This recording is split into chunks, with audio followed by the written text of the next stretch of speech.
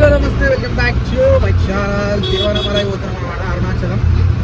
Only ఇద్దరమే పోతున్నాం, నేను మామ. యాక్చువల్గా 7-8 మంది పోవాల్సింది మామ, ఇద్దరమే పోతున్నాం. ఇక మేము ఫిక్స్ అయిపోయినాం అనమాట. ఎవరు వచ్చినా రాకుండా మేము పోవాల్సిందే. ఆ శివయ్య ఆజ్ఞ అంటే రమ్మంటుండు, ఇక మేము పోతున్నాం అంతే.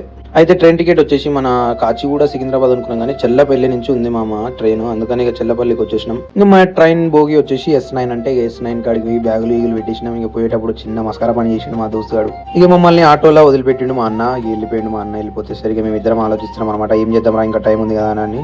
పోకముందే ప్లానింగ్ స్టార్ట్. చూడండి మీరు కూడా.